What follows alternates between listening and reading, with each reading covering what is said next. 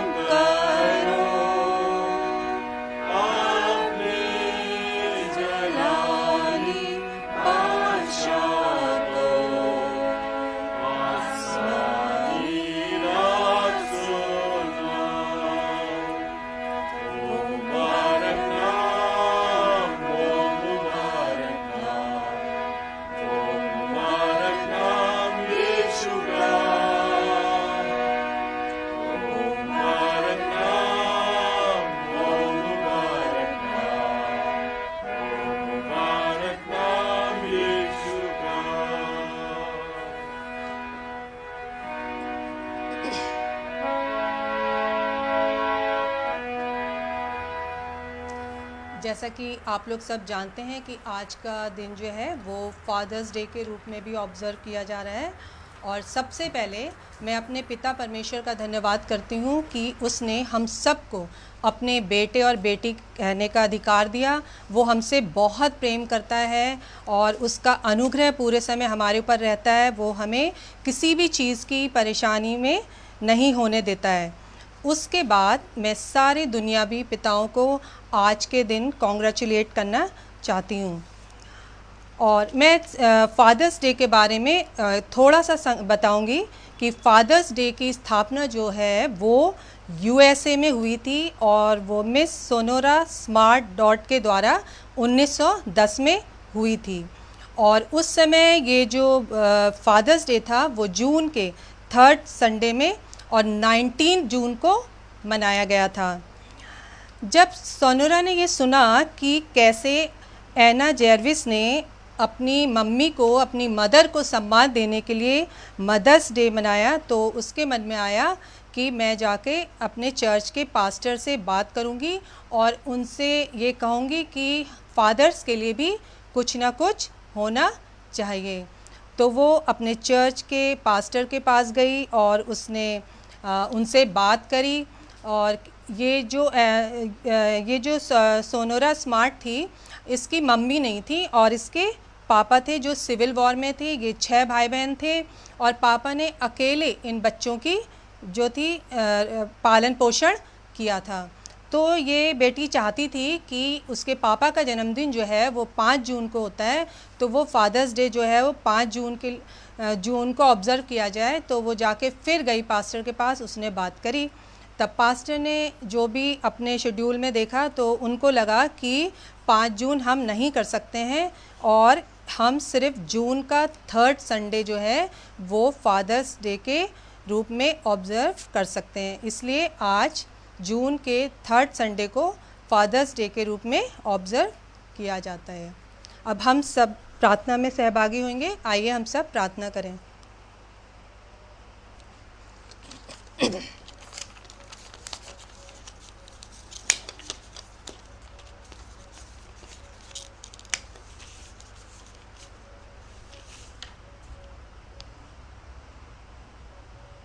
बहुत ही आदर और धन्यवाद के साथ प्रभु जी आपके चरणों में आते हैं। प्रभु धन्यवाद करते हैं कि आपने दिन भर हम सबको सही सलामत से रखा। प्रभु जी फिर से ये प्रभु एक मौका दिया प्रभु कि आज इस इतवार के दिन और आज के इस खास दिन फादर्स डे के दिन और एक और ख़ास दिन कि हम लोग VBS संडे भी मनाने के लिए सम्मिलित हुए हैं। प्रभु आपने हमको ये मौका दिया। आपके इस प्रेम का प्रभु हम बहुत बहुत धन्यवाद करते हैं। प्रभु धन्यवाद करते हैं जीवन की तमाम आशीषों के लिए प्रभु जो आप हमें रोज़ बरोज़ देते हैं। प्रभु चाहे कितनी भी परेशानी हो प्रभु, दुनिया में कितनी भी महामारी हो प्रभु, लेकिन आप अपने बच्चों को हर रूप से बचाते हैं प्रभु जी। और उनको हर चीज़ प्रभु जी, उनकी दिनचर्या की, उनकी रोज़ की प्रभु जी, आप उनको प्रोवाइड कराते हैं प्रभु। हम आपका धन्यवाद करते हैं प्रभु जी। धन्यवाद करते हैं प्रभु कि हम इन दिनों प्रभु जी इस बीमारी के कारण प्रभु तेरे आराधनालय में नहीं जा सकते हैं प्रभु, लेकिन फिर भी आप हमें मौके देते हैं प्रभु कि हम ऑनलाइन सर्विस के द्वारा प्रभु तेरे नाम को धन्यवाद दे सकते हैं। प्रभु प्रार्थना करती हूँ उन सभी लोगों के लिए पूरे देश में प्रभु जी जो ऑनलाइन के द्वारा प्रभु जी तेरे नाम का प्रचार करते हैं प्रभु जी, तेरे वचन को सुनाते हैं प्रभु। हम तेरा बहुत बहुत धन्यवाद करते हैं प्रभु जी। सब लोगों को प्रभु जी अपनी रूह का मसा देना और उनको आशीषित करना प्रभु। खासकर प्रार्थना करते हैं प्रभु जी उन सब लोगों के लिए प्रभु जो तेरे वचन को सुनने के लिए तैयार भी रहते हैं प्रभु जी। उन सब को प्रभु आशीषित करना। जब भी वो तेरा वचन सुनते हैं प्रभु जी, उनके जीवनों में 30 गुना, 60 गुना और 100 गुना फल लाने वाले हों प्रभु, और वे सब तेरे प्रेम को भी समझने वाले हों प्रभु। प्रार्थना करते हैं प्रभु समस्त बीमारों के लिए जो जगह जगह पाए जाते हैं प्रभु, चाहे घर में हो चाहे अस्पतालों में हो प्रभु जी। आप उनके साथ होइए प्रभु। आप तो डॉक्टरों के डॉक्टर हैं प्रभु, आपसे बढ़ के कोई भी नहीं है, कोई भी बीमारी आपसे बढ़ के नहीं है प्रभु जी। सबको छूइए और चंगा करिए प्रभु जी। खासकर प्रार्थना करती हूँ प्रभु जी मिस्टर ज्योति चंद के लिए प्रभु, मिस्टर सैमुअल प्रसाद के लिए और पास्टर रोहित के लिए जो कि मुरादाबाद के हैं प्रभु जी और बीमार हैं प्रभु जी। हमारा पूरा विश्वास है प्रभु कि आप जो है उनको चंगाई दे रहे हैं प्रभु जी। इनके विश्वास को बढ़ाइए प्रभु, ताकि जब ये चंगे होते हैं प्रभु जी तो वे आपके नाम की गवाही देने वाले हो सके प्रभु। प्रार्थना करती हूँ समस्त गमज़दा परिवारों के लिए प्रभु जी, जिनके प्रियजनों के वो तूने अपने पास बुला लिया है प्रभु जी। हम जानते हैं प्रभु जी, जब हमारा प्रियजन हमसे दूर होता है तो बहुत दुख होता है प्रभु जी। सबके परिवारों पे प्रभु जी अपनी शांति का हाथ रखना प्रभु जी। खासकर प्रार्थना करते हैं मिस्टर बिष्ट के परिवार के लिए। जब आपने मिसेस बिष्ट को अपने पास बुलाया प्रभु जी, आप उनके परिवार में अपनी शांति का हाथ रखिए प्रभु। दुनिया में कोई नहीं है जो शांति और तसल्ली दे सकता है प्रभु, सिवाय आपके प्रभु। हम आपका धन्यवाद करते हैं प्रभु जी। प्रार्थना करते हैं प्रभु समस्त लोगों के लिए, जो बहुत से लोग हैं प्रभु जी, वो एक जगह से दूसरे जगह में सफ़र भी कर रहे होंगे प्रभु जी। उनके सफ़रों को मुबारक करना प्रभु, उनको अच्छी तरह से उनके घरों में पहुंचाना प्रभु। प्रार्थना करती हूँ प्रभु जी, पूरे देश में ये जो भी महामारियाँ फैल रही हैं प्रभु जी, उन सब पे प्रभु अपनी अनुग्रह बनाए रखना प्रभु। जिस जिस घर में प्रभु जी, जिन जिन अस्पतालों में प्रभु जी इस कोरोना जैसी बीमारी के मरीज़ हैं प्रभु जी, उन सब के साथ होइए, उनको चंगाई दीजिए प्रभु। जो भी उनकी सेवा कर रहे हैं प्रभु जी, चाहे वो डॉक्टर हों, चाहे वो नर्स हों प्रभु जी, चाहे वो किसी रूप में खाना दे रहे हैं उनको प्रभु जी, उनकी सफाई का इंतज़ाम कर रहे हैं, जो भी सपोर्टिव स्टाफ हैं सबको अपने अनुग्रह में लीजिएगा प्रभु जी। उनके भी चारों तरफ अपने पाक फरिश्तों का बाड़ा करिएगा प्रभु जी। प्रार्थना करती हूँ उन समस्त लोगों के लिए प्रभु जी, जो तेरे लोगों पे दया करते हैं प्रभु जी। आप उनके साथ होइए प्रभु जी। आपने कहा है धन्य हैं वे जो दयावंत हैं, क्योंकि उन पर भी दया की जाएगी प्रभु जी। प्रार्थना करती हूँ प्रभु अपने बिशप साहब, अपने सारे पास्टर्स प्रभु जी, सब के साथ होइए और समस्त उन लोगों के साथ होइए प्रभु जो आपका वचन सुनाते हैं प्रभु जी। हमेशा अपने आत्मा के अभिषेक में रखना प्रभु जी। जो भी वो वचन सुनाए प्रभु जी, हम सब लोग जो सुनते हैं वो भी आशीषित होने वाले हों प्रभु जी।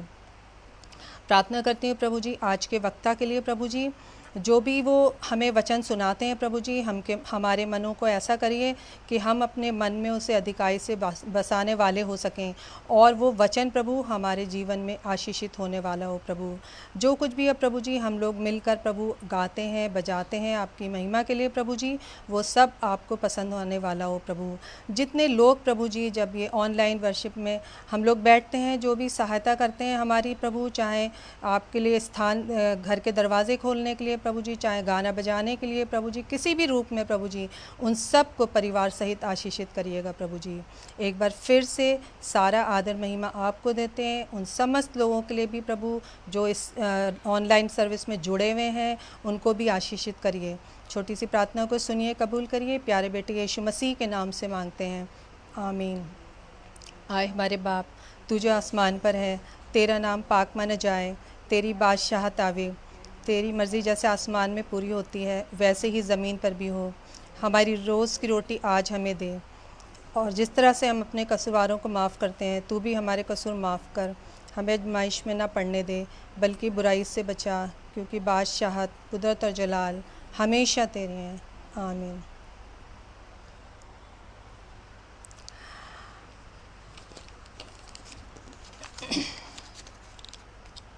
हम सबके ध्यान और मनन के लिए जो बाइबल का पाठ लिया गया है वो मरकुस रचित सुसमाचार उसका 9 बाब 14 आयत से लेके 27 आयत तक लिया गया है।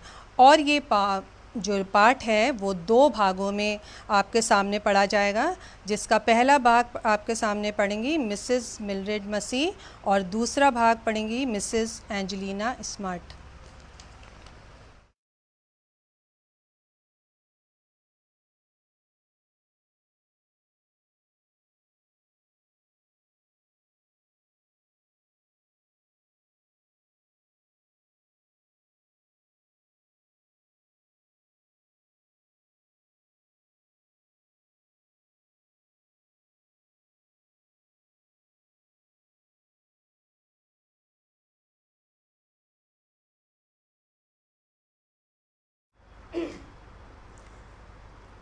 मेरे साथ वचन से निकाल लीजिए मरकुस 9 और उसकी 14 आयत से।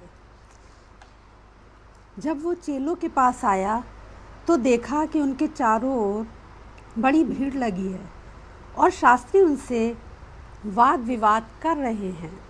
उसे देखते ही सब बहुत ही आश्चर्य करने लगे और उसकी ओर दौड़कर उसे नमस्कार किया।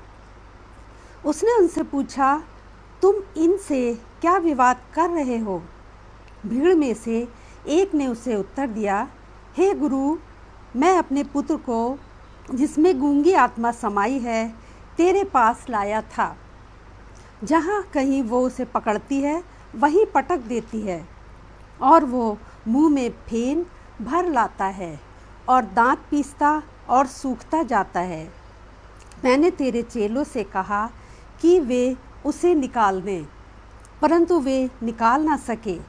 ये सुनकर उनसे उत्तर देके कहा, हे अविश्वासी लोगों, मैं कब तक तुम्हारे साथ रहूँगा और कब तक तुम्हारी सहूँगा? उसे मेरे पास लाओ।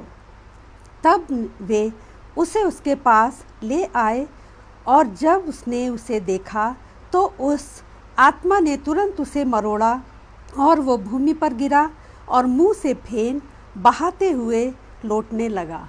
परमेश्वर की आशीष उसके वचन के पढ़े और सुने जाने पे हो। आमीन।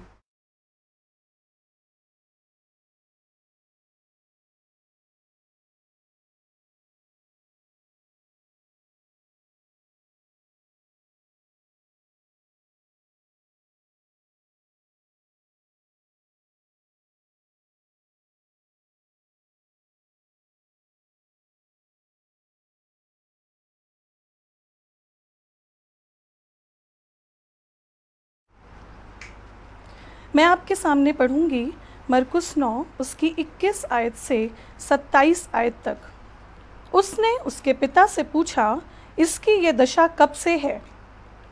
उसने कहा, बचपन से। उसने इसे नष्ट करने के लिए कभी आग और कभी पानी में गिराया। परंतु यदि तू कुछ कर सके तो हम पर तरस खाकर हमारा उपकार कर। यीशु ने उससे कहा, यदि तू कर सकता है, ये क्या बात है? विश्वास करने वाले के लिए सब कुछ हो सकता है। बालक के पिता ने तुरंत गिड़गिड़ाकर कहा, हे प्रभु, मैं विश्वास करता हूँ, मेरे अविश्वास का उपाय कर। जब यीशु ने देखा कि लोग दौड़कर भीड़ लगा रहे हैं तो उसने अशुद्ध आत्मा को ये कहकर डांटा, हे गूंगी और बहरी आत्मा, मैं तुझे आज्ञा देता हूँ, उसमें से निकल आ और उसमें फिर कभी प्रवेश ना करना। तब वो चिल्लाकर और उसे बहुत मरोड़ कर निकल आई और बालक मरा हुआ सा हो गया, यहाँ तक कि बहुत से लोग कहने लगे कि वो मर गया। परंतु यीशु ने उसका हाथ पकड़ के उसे उठाया और वो खड़ा हो गया। परमेश्वर अपने वचन के पढ़े और सुने जाने पर आशीष दे। आमीन।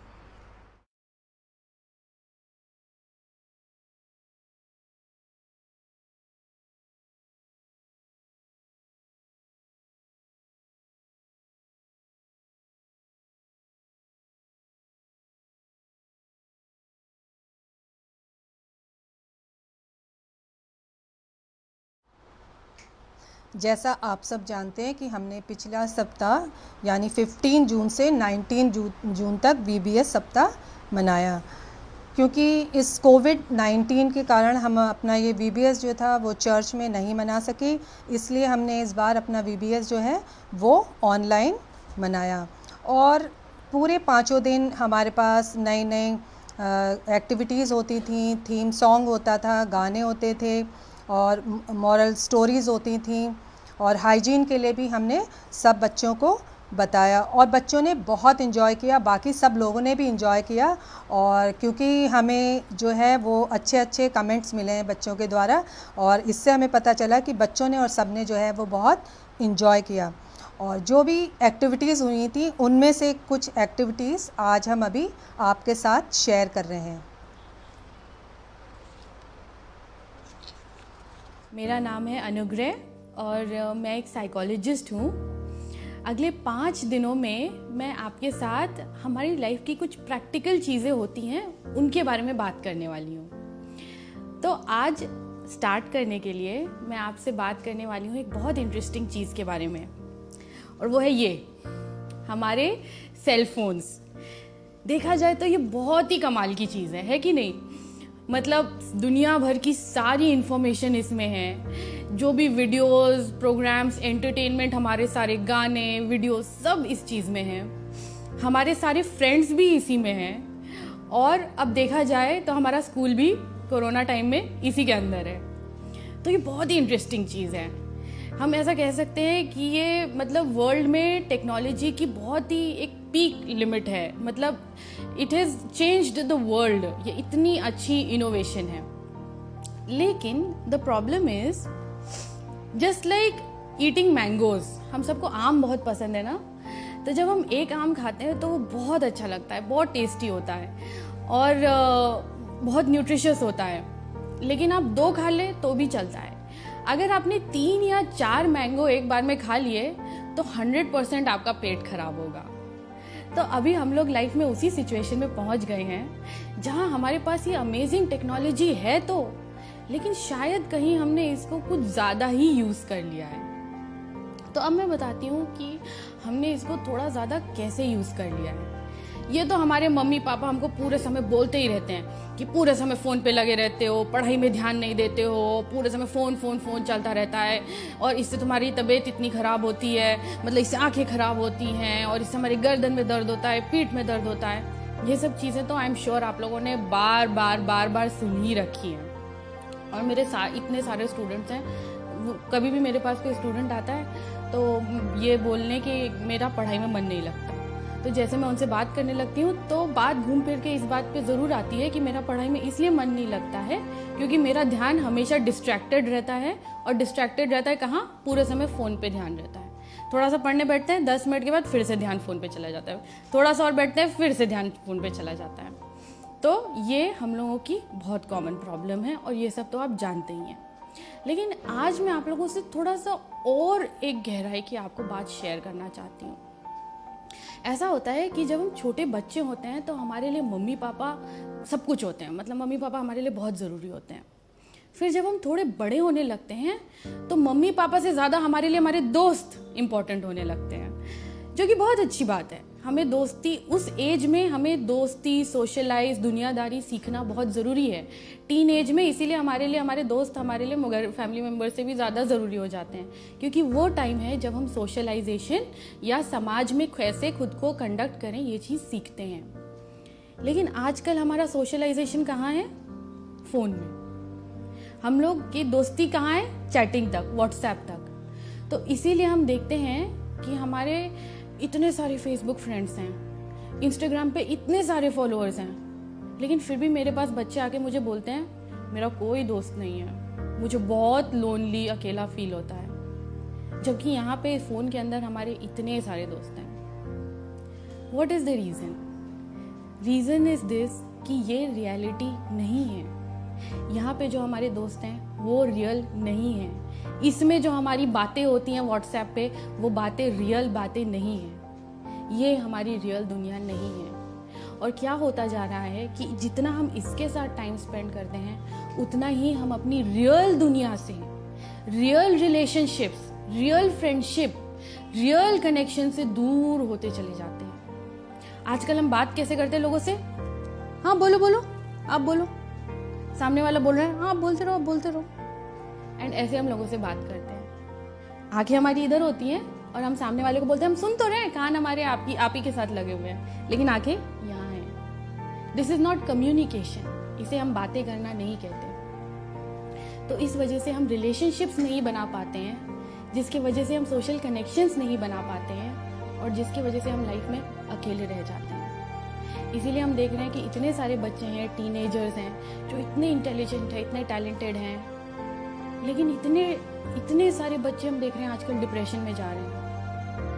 और उसकी वजह यही है क्योंकि हम अकेले रह गए हैं, क्योंकि हम अपनी दुनिया में नहीं जी रहे हैं, हम इस दुनिया के अंदर जी रहे हैं जो रियल नहीं है। तो अब हमें क्या करना है इस प्रॉब्लम को सॉल्व करने के लिए? इस वर्चुअल दुनिया से निकल के अपनी रियल दुनिया में आना है।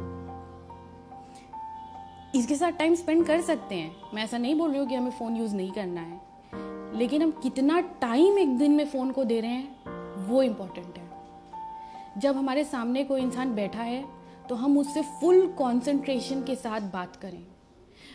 मेरा ऐसा मानना है कि कोई भी कॉन्वर्सेशन नहीं है जब तक कि आई कांटेक्ट ना हो। तो जब हमारे सामने कोई इंसान बैठा है, हमें उसको वैल्यू देनी है। अगर हमारे हाथ में फ़ोन भी है तो भी हम उसको वैल्यू नहीं दे रहे हैं, तो हमें चाहिए कि हम फ़ोन को रख दें और फिर सामने वाले से बात करें। एंड जब हम फैमिली में साथ में बैठे हैं एक दूसरे के साथ डिनर टाइम में या लंच टाइम में, तो हम अपना फुल कंसंट्रेशन अपनी फैमिली को दें। फ्रेंड्स के साथ भी बैठे हैं तो अपना फुल कंसंट्रेशन उस फ्रेंड को दें जिसके साथ हम अभी प्रेजेंट हैं। और जब हमें जो चीज़ करनी है हम उस चीज़ पे अपना ध्यान दें, और जब फ़ोन को यूज़ करने की ज़रूरत पड़े तब उसे यूज़ करें। सो टेक केयर, और आगे की हम बात इसी को कंटिन्यू करेंगे tomorrow. Bye bye.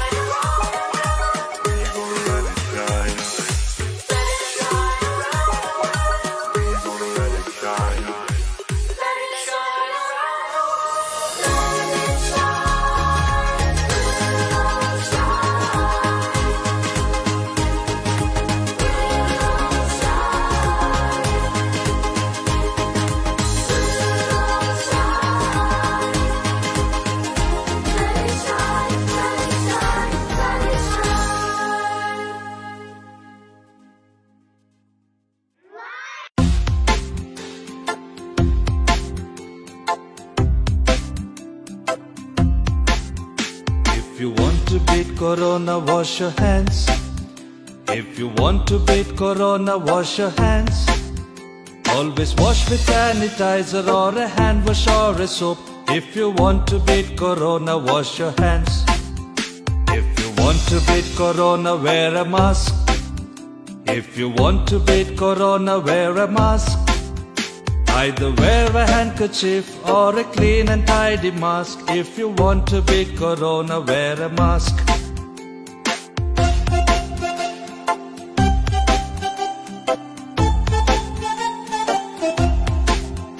If you want to beat Corona, stay apart. If you want to beat Corona, stay apart. Always maintain social distance, stay with 1 meter distance. If you want to beat Corona, stay apart. If you want to beat Corona, stay at home. If you want to beat Corona, stay at home. Never think of going out or even run about. If you want to beat Corona, stay at home.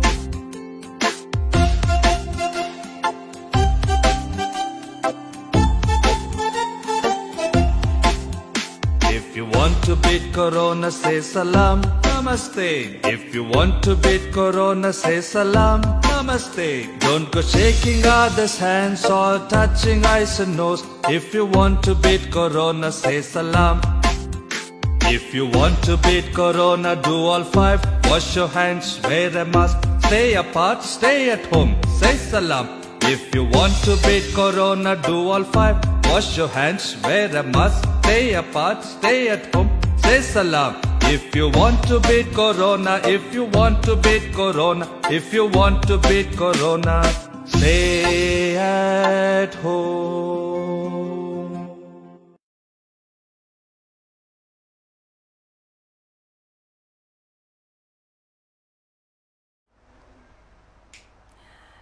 जैसा मैंने पहले बताया था कि हमने VBS के 5 दिन हम बच्चों के लिए तरह तरह की एक्टिविटीज़ लाए थे। तो इन 5 दिन की जो भी एक्टिविटीज़ थी उसकी एक छोटी सी रिपोर्ट हम आप लोगों के सामने प्रस्तुत करेंगे और वो रिपोर्ट जो है VBS की रिपोर्ट आपके सामने मिस रीटा लाल पेश करेंगी।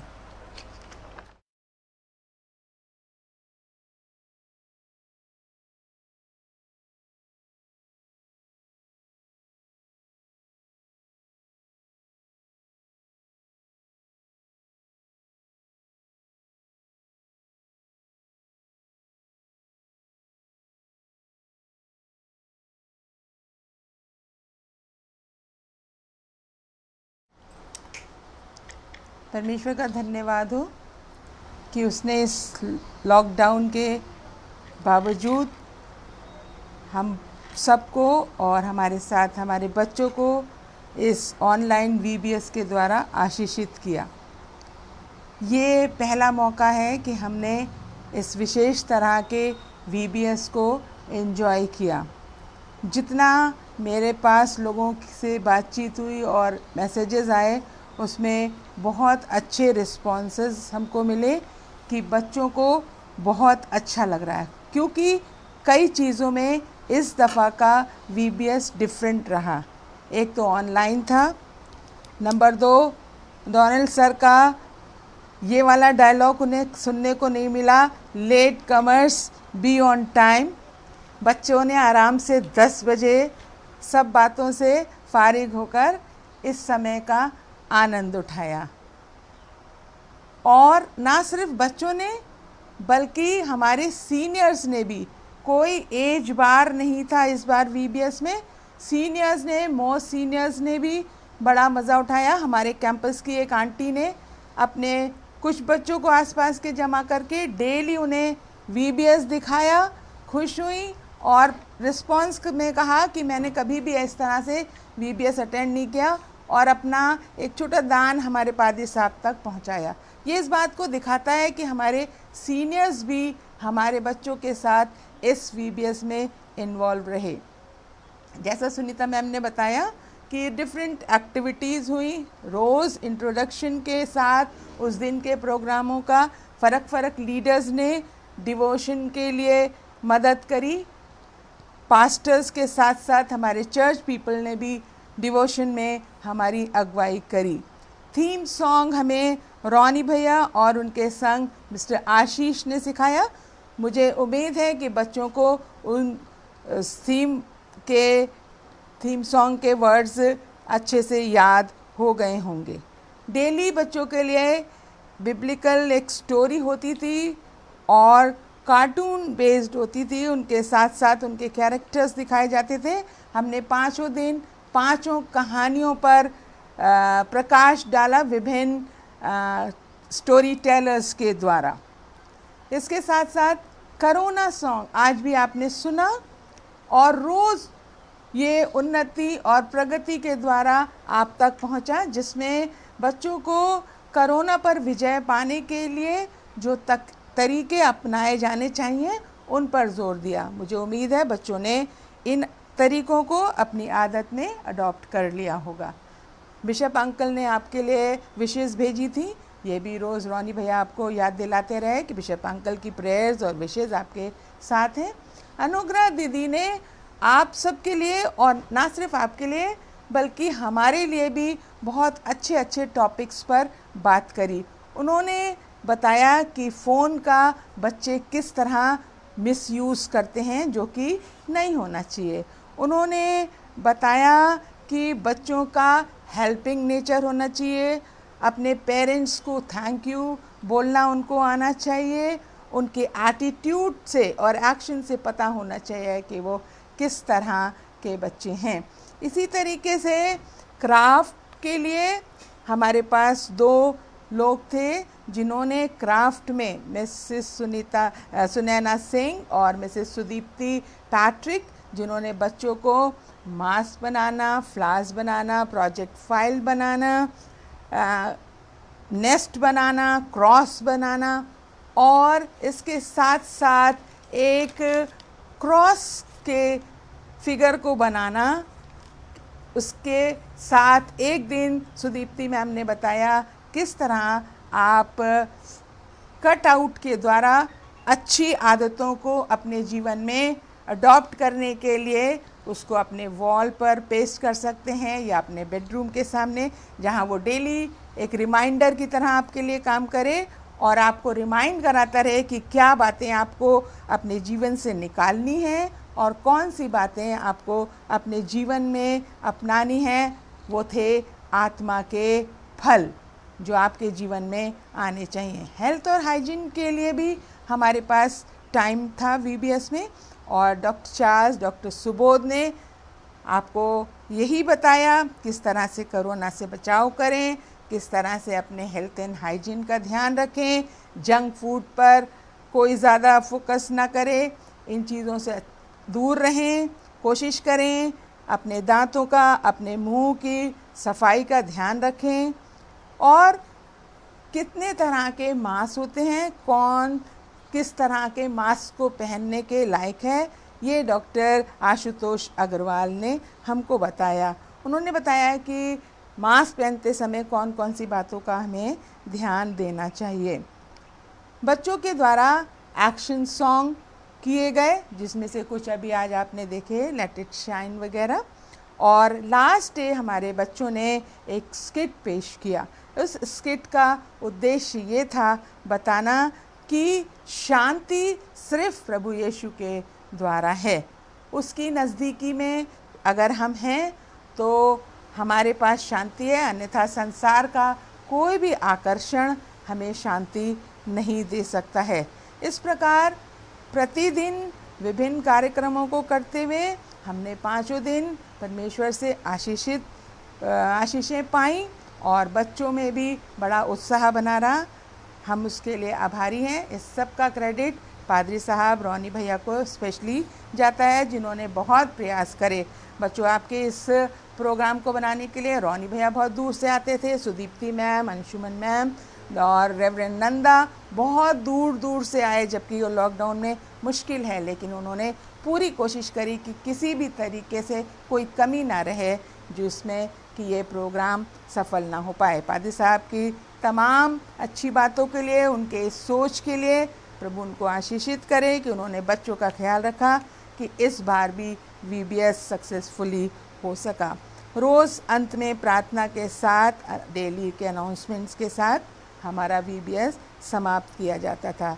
मैं आप सबकी भी आभारी हूँ जिन्होंने हमारे उत्साह को बढ़ा के रखा, प्रार्थनाओं में याद किया और हमसे जुड़े रहे ताकि ये VBS हमारा सफल हो सके।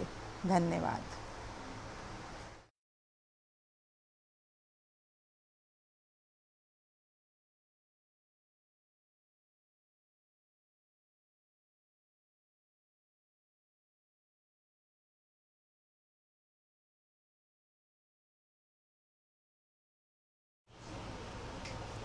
थैंक यू रीटा दीदी, इतनी सिस्टमेटिकली और इतनी अच्छी तरीके से VBS की रिपोर्ट प्रस्तुत करने के लिए। खुदा बाप आपको भी बहुत आशीषित करें।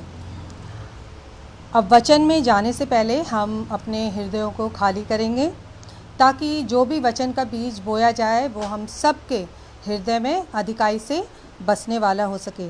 इसलिए अब हम प्रेज़ एंड वर्शिप में जाएंगे और मैं रिक्वेस्ट करूंगी VBS टीम से कि वो इस प्रेज़ एंड वर्शिप में हमारी अगुवाई करें। और इसी के दौरान आज सब अपनी अपनी जगह में आज का हदिया भी लिया जाएगा और हदिये की प्रार्थना जो है मिस रीटा लाल के द्वारा की जाएगी।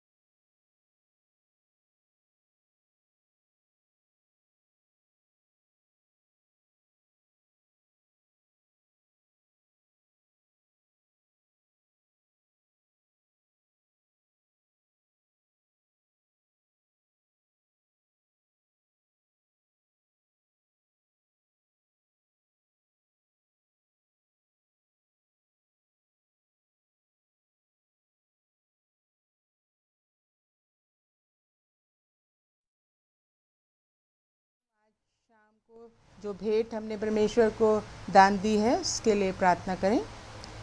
आसमान और ज़मीन के जिंदा खालिक मालिक पासवानी, शुक्रगुजार हैं तमाम बरकतों के लिए जो तूने हम में से हर एक को दी, और उन्हीं बरकतों में से एक छोटा हिस्सा हम तेरे कदमों पर लाए हैं। खुदाम होने दे कि ये तेरे जलाल के लिए इस्तेमाल होने वाला हो। देने वालों को बहुतायत से बरकत दे खुदाम, कि उनके खत्ते कभी भी तेरी ओर से ख़त्म ना होने पाएँ। जिन गरीब मोहताजों ने इस ओर नज़र करी है खुदावन, उन पर तू रहम कर। हर एक देने वाले पर तेरी आशीष हो। हमारी प्रार्थना को सुन, तेरे मीठे नाम से मांग लेते हैं, आमीन।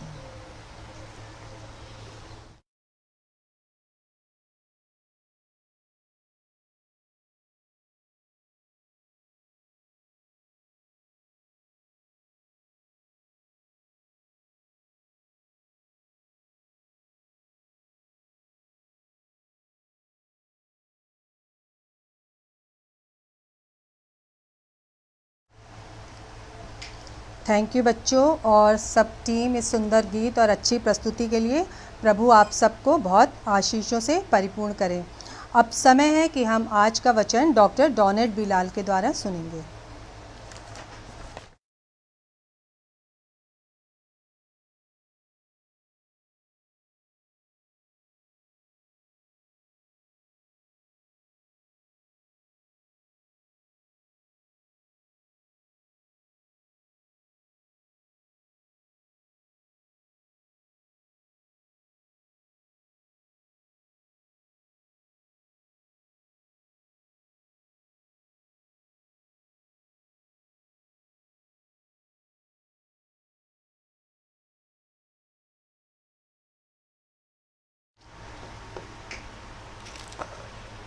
प्रभु यीशु मसीह में क्राइस्ट मेथोडिस्ट चर्च के पासबानों, वीबीएस की टीम और तमाम जो इस टीम के साथ जुड़े हुए लोग हैं, उन सब की तरफ से खुदावन यीशु मसीह में आप सबको हमारा सलाम कबूल हो।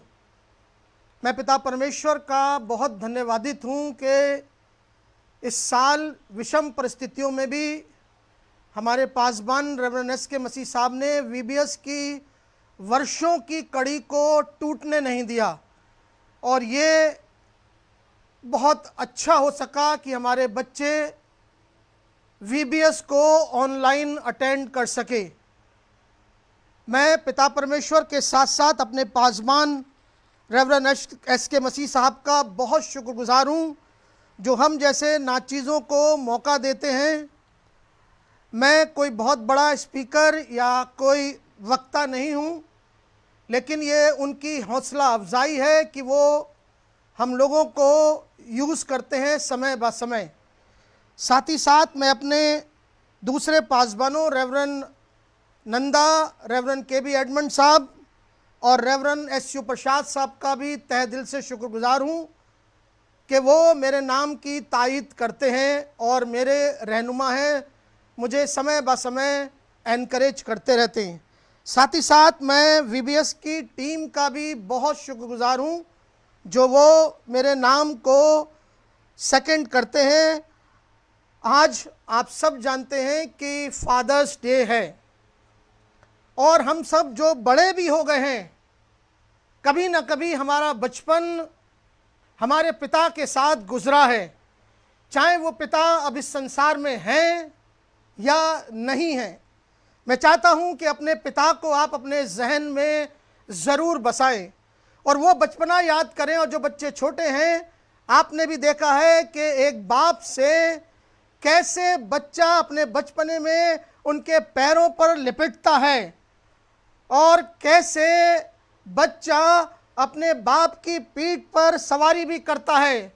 ये बाप उसको चलना सिखाता है, बोलना सिखाता है और यहाँ तक कि शूज़ के लेसेस भी बांधना सिखाता है।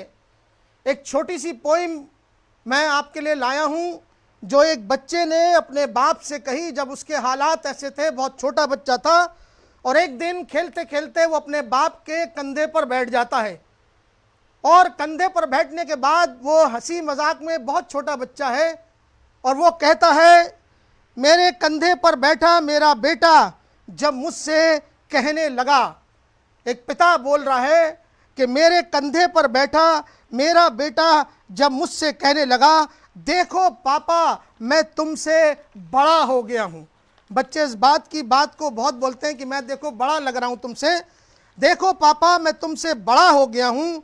मैंने कहा बेटा इस खूबसूरत गलतफहमी में भले ही पड़े रहना, मगर मेरा हाथ पकड़े रहना। जिस दिन ये हाथ छूट जाएगा बेटा, तेरा ये रंगीन सपना भी टूट जाएगा। दुनिया इतनी हंसी नहीं है, देख तेरे पांव तले अभी ज़मीन नहीं है। मैं तो बाप हूँ, बहुत खुश हो जाऊँगा जिस दिन वास्तव में तू मुझसे बड़ा हो जाएगा। लेकिन बेटे मेरे कंधे पर नहीं, जब तू ज़मीन पर खड़ा हो जाएगा। ये बाप, एक पिता की ख्वाहिश रहती है कि वो अपने बच्चे के लिए सब कुछ छोड़ के जाए। तो लिखा हुआ है इस कविता के लिखने वाले ने, ये बाप तुझे अपना सब कुछ दे जाएगा तेरे कंधे पर जब इस दुनिया से चला जाएगा। एक बाप अपने बच्चे के लिए सब कुछ देना चाहता है। कलाम का जो हिस्सा आपके सामने पढ़ा गया, ये बड़ी मशहूर बातें हैं जो आपने कई बार सुनी होंगी। इससे पहले कि मैं उस टॉपिक पे आऊं, एक्सक्यूज मी, मैं बताना चाहता हूं आपको कि खुदावंद यीशु मसीह पतरस, याकूब और यूहन्ना के साथ शुरू की आयतों में लिखा हुआ है, वो एकांत में गए और एक ऊंचे पर्वत पे गए और एक विचित्र घटना घटित हो गई। और वो घटना घटित हुई कि खुदावंद यीशु मसीह के कपड़े उज्जवल हो गए। और लिखा हुआ है कि इतने उज्जवल हो गए कि पृथ्वी पर कोई भी धोबी इतने उज्जवल नहीं कर सकता। और क्या हुआ कि इन लोगों ने देखा कि मूसा और एलिया वहां पर खड़े हैं।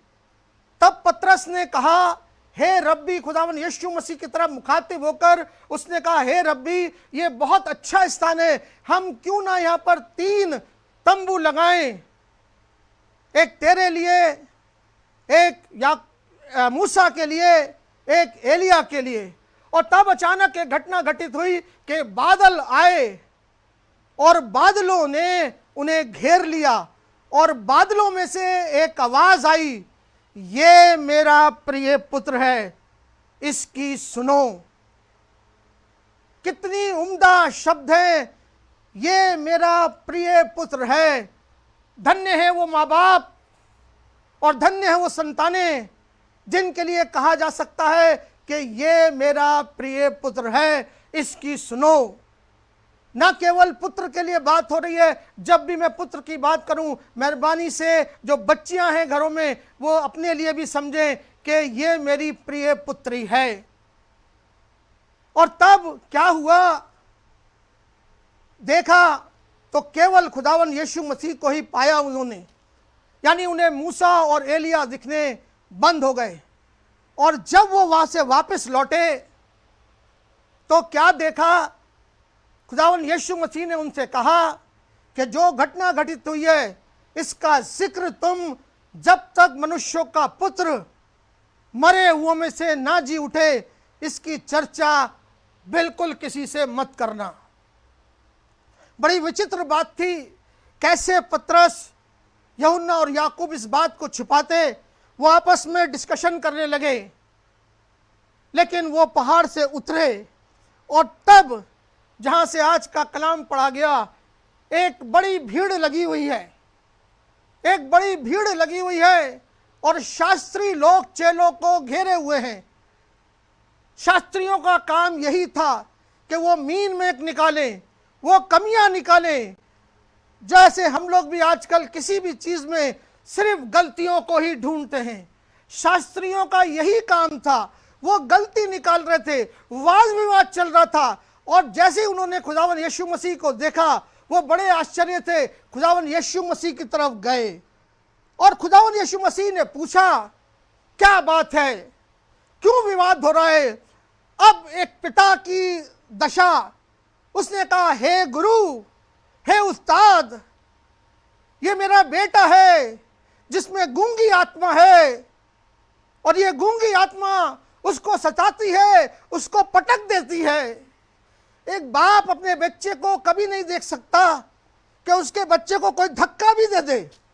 अगर धक्का दे देगा और बच्चा आके घर पे बताएगा तो माँ और बाप सबसे ज्यादा दुखी होंगे। और ऐसा भी हो सकता है कि माँ और बाप या भाई बहन या और कोई उनसे लड़ने के लिए पहुंच जाए, क्यों हमारे बच्चे को धक्का दिया? वो कहता है, पटक देता है और इसके मुंह से फेना निकलने लगता है और ये परेशान हो जाता है, सूख जाता है। एक बाप के लिए बड़ी दुख भरी कहानी है।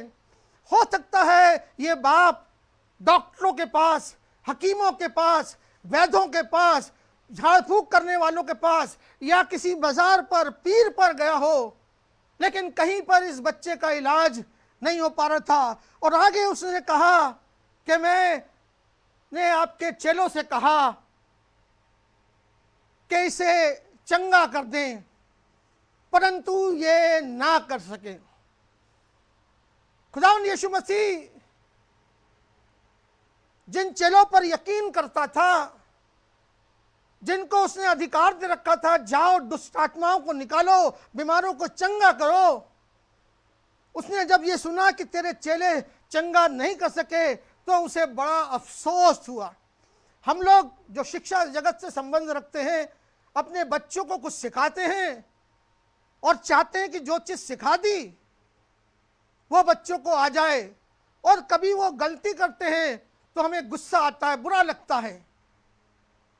खुदावंद यीशु मसीह ने चेलों से कहा, हे अविश्वासियों, मैं तुम्हारे साथ कब तक रहूंगा और कब तक तुम्हारी सहन करूंगा। सहन करने की एक सीमा होती है, बर्दाश्त करने की एक सीमा होती है। माँ बाप जो बचपन से बच्चों को सिखाया है, जब बच्चे छोटे होते तो माँ बाप के साथ प्रार्थना में बैठते, लेकिन जैसे जैसे बड़े होते जाते वो प्रार्थना करना शायद भूल जाते हैं।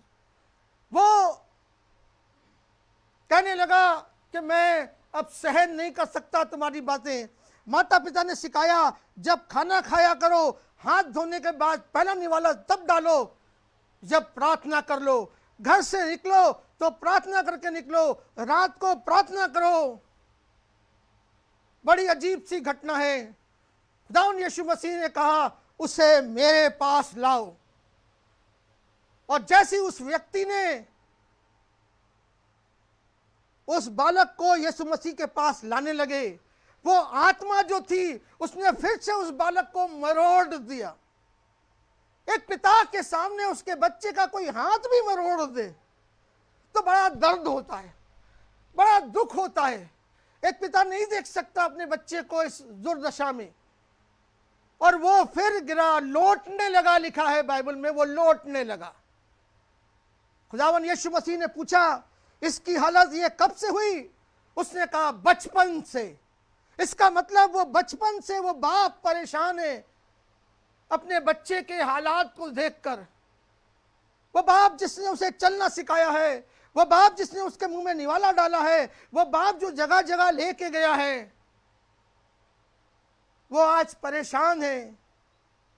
और वो आत्मा जो थी वो उसको छोड़ नहीं देती। आज बहुत सी आत्मा है जिसने हमें घेर रखा है। खुदावन यीशु मसीह के पास जब वो आया, उसने कहा बचपन से, और उसने कहा कि मुझ पर तरस खा। खुदावन यीशु मसीह ने कहा कि तुझ पर तरस खाया जाएगा, अवश्य तरस खाया जाएगा। उसने कहा कि तेरे चेले ठीक नहीं कर सके हैं।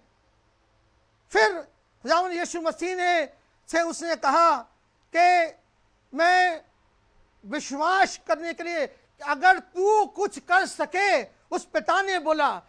उसके अंदर विश्वास की कमी थी। आज हम प्रार्थना तो करते हैं लेकिन विश्वास की कमी होती है, विश्वास नहीं होता। 4 बातें मैं आपको बच्चों बताना मांगता हूं। रिश्ता, विश्वास, वचन और हृदय, ये 4 चीजें ऐसी हैं जिनको बड़े संभाल कर रखना पड़ता है। ये टूटते तो आवाज नहीं होती है लेकिन दर्द बहुत होता है। उनको विश्वास नहीं था। उसने ऐसी बात कर दी खुदावन यीशु मसीह से, अगर तू कुछ कर सकता है। खुदावन यीशु मसीह ने उसे टोका, तू कर सकता है का क्या मतलब है? विश्वास के द्वारा सब कुछ हो सकता है। उसने कहा, अपने एकदम गड़गड़ाया वो फादर। आप देखते हैं कभी कदार आपके जीवन में ऐसी स्थिति आ जाती है कि आपकी वजह से बच्चों, माता पिता को गड़गड़ाना पड़ जाता है। ऐसे लोगों के सामने हाथ जोड़ने पड़ जाते हैं जिनके लिए कभी सोचा नहीं था। उनके सामने शर्मिंदगी उठानी पड़ती है। ये गिड़गिड़ाया और कहा, मेरे अविश्वास का उपाय कर, मैं विश्वास करता हूं। तुरंत खुदावन यीशु मसीह ने उस गूंगी और बहरी आत्मा को डांटा, और वो गूंगी और बहरी आत्मा को डांटा और यह भी कहा कि अब के बाद इसमें कभी प्रवेश मत करना। आप विश्वास करोगे तो आपकी जितनी भी बुरी आदतें हैं, जितनी भी परेशानियां हैं, और खुदावन यीशु मसीह के पास लेके आओगे तो वो कभी छोड़ेगा नहीं। वो दुष्ट आत्माओं को, चाहे वो किसी भी चीज का आप सेवन करते हो, चाहे आप बुरी संगति के शिकार हो, चाहे आप मोबाइल के शिकार हो गए हो, चाहे आप दोस्तों के चक्कर में पड़ गए हो, या और किसी बात में आप रो गए, अगर खुदावन यीशु मसीह के पास आए, घुटनों पे गए, प्रार्थना करी, तो वो उस आत्मा को बाहर निकाल देगा। एक पिता के लिए आज कितना मुबारक दिन था कि जब उसके बच्चे में से ये दुष्ट आत्मा निकली। और दुष्ट आत्मा जब निकली तो किसी ने कहा ये मर गया है, लेकिन खुदावन यीशु मसीह ने उसका हाथ पकड़ा और उसे उठाया। जब हम विश्वास करते हैं तो खुदावन यीशु मसीह हाथ बढ़ाता है, और हाथ बढ़ाकर उसने उसको उठा लिया और वो एकदम स्वस्थ हो गया। आज उस बाप के लिए बड़ा मुबारक दिन था जब बचपन से उसका इलाज नहीं हुआ था, जिसके लिए वो दिन रात परेशान था। आज खुदावन यीशु मसीह ने उसको दुष्ट आत्मा से निकाल दिया। और आगे लिखा हुआ है, जब वो सब चले गए तो आगे की आयतों में लिखा हुआ है, चेलों ने उससे पूछा हम क्यों नहीं कर सके? तो खुदावन यीशु मसीह का जवाब था आगे की आयतों में कि उपवास और प्रार्थना के द्वारा यह संभव हो सकता था। यिर्मयाह नबी की 33 बाब की दूसरी आयत में लिखा हुआ है, जब यिर्मयाह नबी जब कैद खाने में था, खुदा का वचन उसके पास पहुंचा और उसने कहा, मैं तेरा परमेश्वर यहोवा हूं, तू प्रार्थना कर, तू मुझे पुकार, मैं तुझे कठिन से कठिन बातें बताऊंगा। ये वो यिर्मयाह नबी है जो भविष्यवाणियां किया करता था, विपत्तियों के बारे में बताया करता था। बड़ा भावुक व्यक्ति था ये। और उसके पास पहुंचा ये कलाम, और लिखा हुआ है कि दोबारा उसके पास कलाम पहुंचा, मैं तुझे कठिन से कठिन बातें बताऊंगा, तू प्रार्थना कर। आज बच्चों, फादर्स डे के दिन मैं आपसे यह कहना चाहता हूं कि प्रार्थना को अपने जीवन में लगाइए। लूका रचित सुसमाचार उसकी 15 अध्याय के 17 आयत से अगर हम बात करें तो 17 आयत में लिखा हुआ है, जब वो अपने आपे में आया। यानी उड़ाऊ पुस्तक की कहानी है। बाकी कहानी को आप जानते हैं, सुअरों को खिला रहा है और लिखा हुआ है वो जब अपने आपे में आया, वो अपनी सेंस में आया। कभी कदार हमारे बच्चे अपनी सेंस से अलग हो जाते, ऐसी बातें करते, पलट के जवाब दे देते हैं। माँ बाप को बहुत अफसोस होता है। बुड़बुड़ा गए, मुंह बना लिया, खाना खाना बंद कर दिया, या तमाम और बातों में लग जाते। एक पिता के हृदय से पूछिए जब ऐसी स्थिति आ जाती है। उसने कहा कि मैं जाऊंगा और अपने पिता से माफी मांगूंगा। क्या हुआ जब वो चला वहां से? सारी बातों को आप जानते हैं। उसका पिता दौड़कर उसके पास आया है, लिखा हुआ है कलाम में। वो पिता जो अपने बेटे की राह जो खोजता था, रोज अपने बेटे के लिए सोचता था, वो लिखा हुआ है कि वो दौड़कर उसके पास आया और इतने लोगों में उसने उसे अपने बेटे को पहचान लिया। उसने अपने बेटे को पहचाना। दुनिया के लोग इतने गंदे आदमी को, या सड़क पे कोई हादसा हो जाता है, आजकल बड़ा चलन हो गया है, हम वीडियो बनाने लगते हैं। लेकिन एक बाप ही था जिसने अपने बच्चे को पहचान लिया और पहचानने के बाद गया और उसको गले लगाया, लिखा हुआ है, और उसे बहुत चूमा। केवल एक पिता ही ऐसा कर सकता है, केवल एक पिता इस तरीके का कर सकता है। आज मैं बच्चों तुम्हारा आह्वान करना चाहता हूं कि आप इस बात को सोचें, अपने माता पिता के आप बहुत इंपॉर्टेंट अपने परिवार के सदस्य हो। एक बहुत बड़ी खुदा बाप की ब्लेसिंग्स हो आप अपने परिवार के लिए। खुदा बाप ने आपको इस परिवार में भेजा है और आप अपने माता पिता की उम्र को बढ़ा भी सकते हो और घटा भी सकते हो। तुमने हरे पेड़ों को देखा हुआ है, लेकिन कभी कभी क्या होता कि वो हरे पेड़ में अंदर अंदर घुन लग जाने लगता था और वो पेड़ समय से पहले गिर जाता। तुम अपने माँ बाप की उम्र को बढ़ा भी सकते हो और घटा भी सकते हो। हालांकि हर इंसान के दिन गिने हुए हैं परमेश्वर की नज़र में, लेकिन कुछ समय से मौत होती है, कुछ समय से पहले मौत हो जाती है। एक छोटी कहानी बता के मैं समाप्त करूंगा। एक गांव में एक परिवार रहता था और उस परिवार में 4 बच्चे थे। ये गरीब परिवार था। माता पिता ने बहुत कोशिश करी थी इसको पालने पोसने में। तो क्या हुआ, बड़ा बेटा पढ़ लिख कर बहुत अच्छे नौकरी पर चल गया, लेकिन ये जो दूसरा बेटा था ये बुरी संगति में पड़ गया। माता पिता ने बहुत प्रयास करा कि ये पढ़ लिख जाए, किसी लायक बन जाए, लेकिन ये किसी लायक नहीं बना। इसकी संगति बिगड़ते चली गई। जो तीसरे नंबर का बेटा था वो भी पढ़ लिख कर एक ऑफिसर बन गया, और जो छोटी बहन थी ये भी अपने परिवार की बड़ी लाडली थी, ये भी पढ़ी लिखी और एक अच्छे मुकाम पर पहुंची।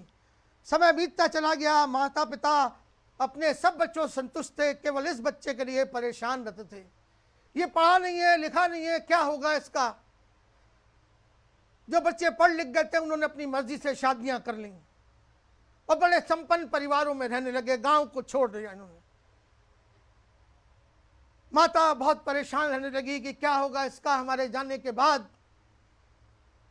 और इस बच्चे की कहीं शादी भी नहीं हो रही थी, कौन इसको अपनी लड़की देगा। दिन बीतते चले गए, सब तीनों बच्चे अपनी जगह सेटल हो गए, बस ये बच्चा उसी जगह रुका रहा और इसके तौर तरीके नहीं बदले। कहानी को कट शॉर्ट करते हुए इसी गम में इसकी माँ चल बसी। पिता के लिए बड़ा मुश्किल हो गया कि कैसे अब इस बच्चे का जीवन गुजरेगा। कहीं ऐसा न हो कि प्रॉपर्टी को बांटने की बात आ जाए।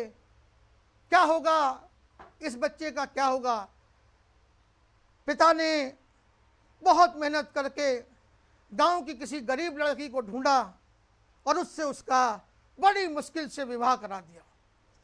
और बाप ने प्रार्थना कर करके इस बच्चे के लिए कि अब ये घर गृहस्थी का हो जाए, पिता से मांगा और धीरे धीरे इसकी स्थिति में सुधार होता चला गया। लेकिन बाप को यही चिंता थी कि कहीं ना कहीं कभी ना कभी बंटवारा होगा। एक दिन ऐसा ही आ गया। दोनों बेटों ने और बहन ने ये तय कर लिया कि अब प्रॉपर्टी का बंटवारा ही हो जाना चाहिए। एक दिन तय हो गया, मुकर्रर हो गया, और उन्होंने अपने फादर को संपर्क करके बता दिया हम इस तारीख को आ रहे हैं, और हमने बहन को बता दिया है हम चाहते हैं अब बंटवारा हो जाए प्रॉपर्टी का। ये लड़का जो अभी तक कुछ काम नहीं करता था, हालात को देख के काम करने अब निकल जाता था। अब दोस्तों के साथ बैठने का इसके पास कम समय था, और अपने दोस्तों ने जब कभी इसको बुलाया तो ये कह दिया करता था कि अब मुझे अपना पेट, अपनी वाइफ का पेट और अपने पिता का भी ध्यान रखना है। बड़ी मुश्किलों से उसका अपने दोस्तों से पीछा छूटा। वो दिन मुकर्रर हो गया, वकील आ गए, गांव के प्रधान आ गए, सरपंच आ गए।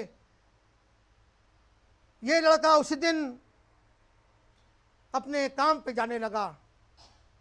दोनों भाई आ चुके हैं, बहन आ चुकी है, वकील आ चुके हैं। इसने सुबह अपना नाश्ता लिया और चलने लगा। इसके भाइयों ने कहा नहीं, आज तुम नौकरी पे नहीं जाओगे, आज रुक जाओ, आज बंटवारा होना है। इसने कहा कि तुम दो बंटवारा कर लेना, और मैं जब शाम को लौट के आऊँगा तो मैं अपना बड़ा सा अंगूठा कागज़ों पे लगा दूंगा, तुम अपनी मर्जी से जाओ, बंटवारा कर लेना। इसके बाप ने समझाया कि नहीं, ऐसा नहीं होता है, तुम रुक जाओ। बड़ी मुश्किल से रुका, बंटवारा शुरू हुआ। और क्या हुआ कि जो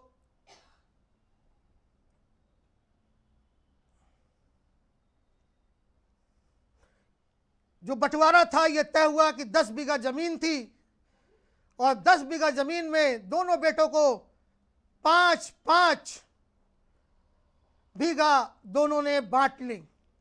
और 5-5 बीघा जमीन बांटने के बाद ये हुआ कि जो घर है, गांव का कच्चा घर है, वो इसको दे दिया जाए। जब उसने सुना ये बात, तो जब उसने देखा कि दोनों भाइयों को 5-5 बीघा जमीन मिल गई है और मेरे नाम ये घर कर दिया गया है, तो एकदम बोला, और ये हमारी बहन छुटकी, इसका क्या होगा? जिसको वो गंवार समझते थे, जिसको वो अनपढ़ समझते थे, उसने ऐसी बात कर दी। तो वो भाई बोले, तू कैसा बेवकूफ इंसान है, बहनों का अब प्रॉपर्टी में हक नहीं होता। जब वो शादी करके चली जाती हैं तो उनका हक उनके ससुराल में होता है। उसने कहा नहीं, ये मेरा हक जो है ये मेरी बहन को दे दिया जाए। तो उन्होंने पूछा तेरे पास क्या रहेगा फिर? ये दौड़ के गया और अपने बाप के लिपट गया। मेरे पास मेरा बाप है, ये मेरी संपत्ति है।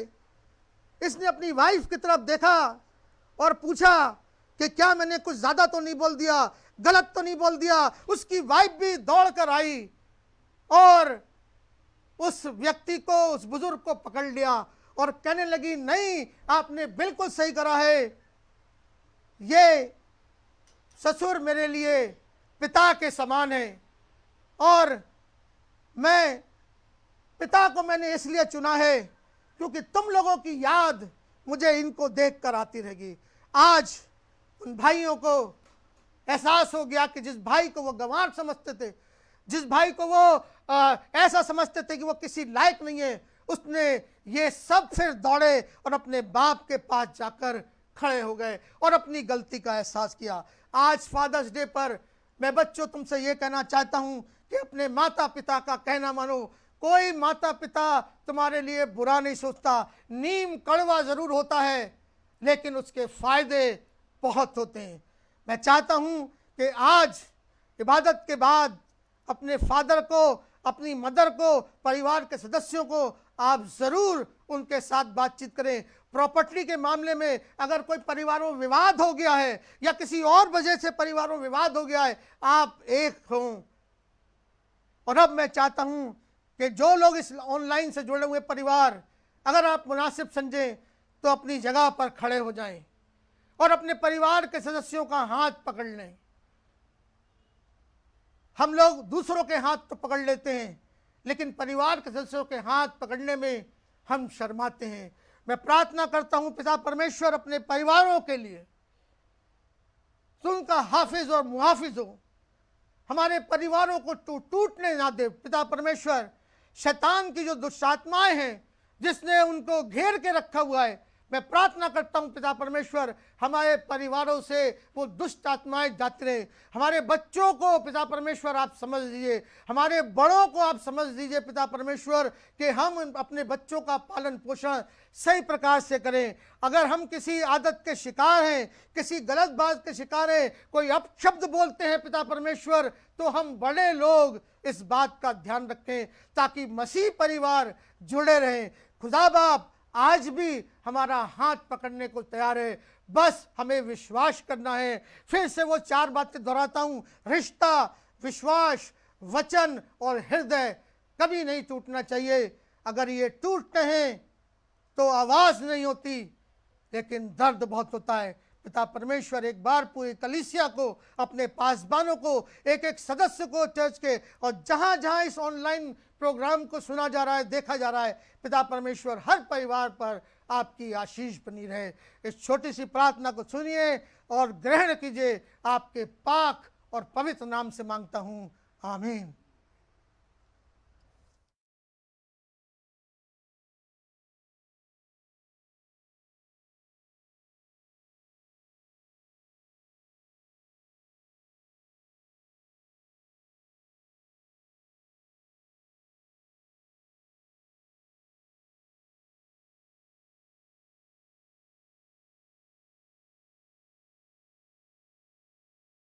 डॉक्टर साहब थैंक यू डॉक्टर साहब इस अच्छे वचन के लिए, और आशा है कि हम लोग सब इस प्रभु के वचन के द्वारा आशीषित होने पाए होंगे। एक बार फिर से मैं परमेश्वर का आज के दिन के लिए धन्यवाद करती हूँ, इस VBS संडे के लिए धन्यवाद करती हूँ, इस फादर्स डे के लिए धन्यवाद करती हूँ, और परमेश्वर से प्रार्थना करती हूँ कि वो समस्त जितने भी दुनियावी हमारे पिता हैं, आप उनके साथ होइए, उनको अपनी अगुवाई में रखिए, उनको आशीषित करिए, ताकि उनके आशीषित होने से वो अपने बच्चों का लालन पालन जो है वो बहुत अच्छी तरह से कर सकें, ताकि उनके बच्चों को एक उज्जवल भविष्य मिले और उनके परिवार जो हैं वो आशीषित हों। अब मैं आमंत्रित करूंगी अपने क्राइस्ट मेथोडिस्ट चर्च के पास्टर इंचार्ज रेवरेंड सुनील मसीह को कि वो announcement, vote of thanks, prayer और बेनेडिक्शन दें।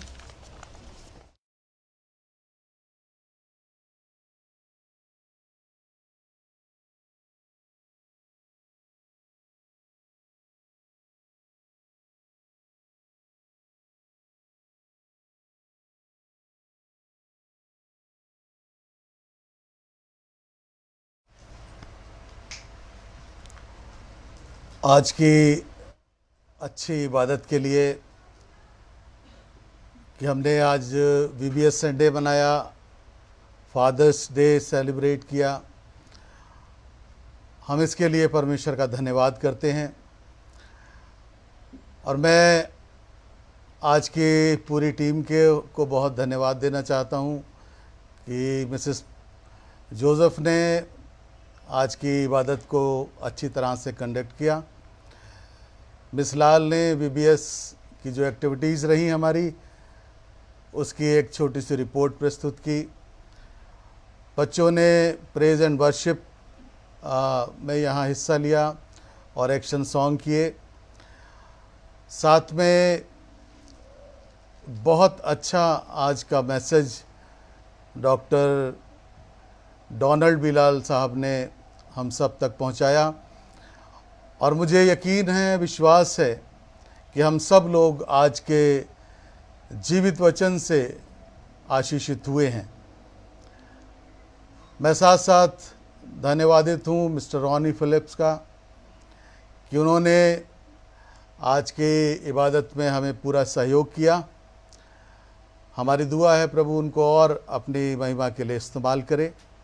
साथ साथ mister Dayanidhi Dillu, mister Morris Massey साहब उनका, और missus Angelina Smart, missus Mildred Masih, Upasana, Mahima और हमारे जो VBS के और संडे स्कूल के बच्चे थे, मैं उन सब को पूरे चर्च की तरफ से, कांग्रेगेशन की तरफ से बहुत बहुत धन्यवाद करना चाहता हूँ। साथ साथ एक बार फिर से अपनी पूरी एंटायर VBS की टीम को, जिन्होंने पिछले हफ्ते अलग अलग एक्टिविटीज़ में अपना योगदान दिया और VBS को सक्सेस बनाया, हम उन सब का भी धन्यवाद करते हैं। हमारी वर्शिप सर्विस संडे को शाम को 6 बजे ऑनलाइन ही होगी और साथ में वेंसडे फेलोशिप भी ऑनलाइन होगी। कोई और सूचना होगी तो आप सब तक पहुंचाने की पूरी कोशिश की जाएगी। आइए हम लोग आखिर में एक कोरस में शरीक होंगे। तेरी इच्छा पूरी हो जाए, हाथों में तेरे जीवन है ये। इस कोरस के बाद हम लोग एक प्रार्थना में मिलेंगे और प्रार्थना के बाद रेवरेंड प्रमोद नंदा साहब आशीष वचन से हमें विदा करेंगे।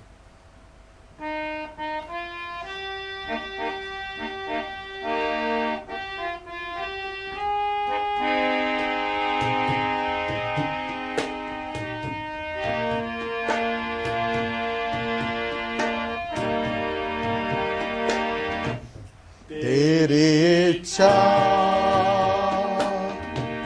पूरी हो जा,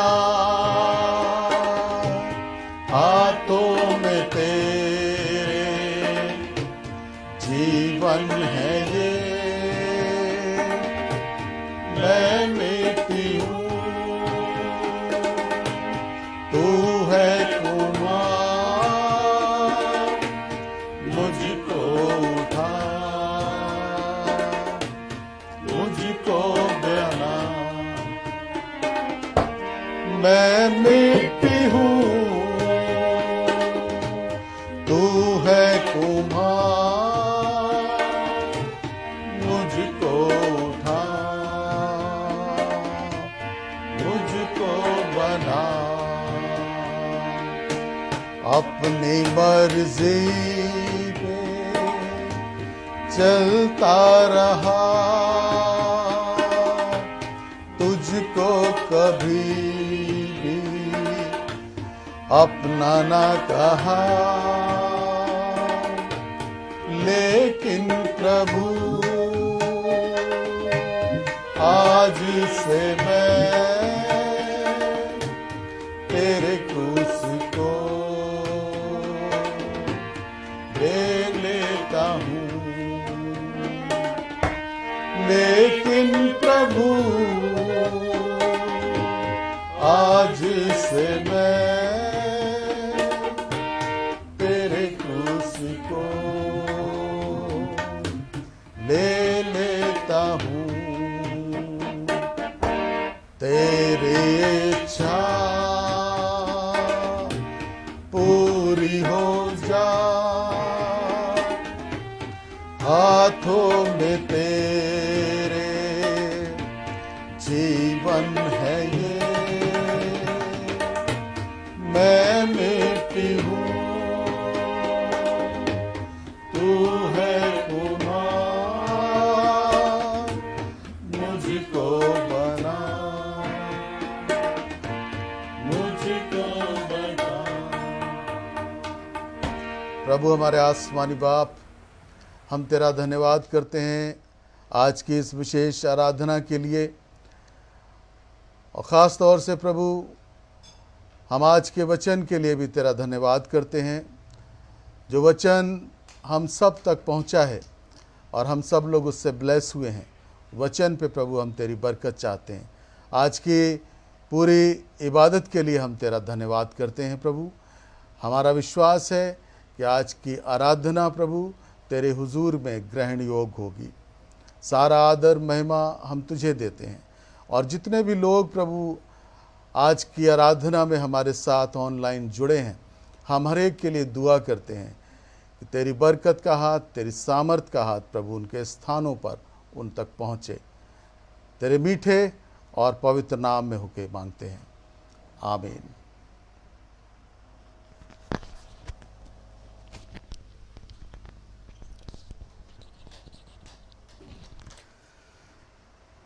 दुआ में मिले रहें।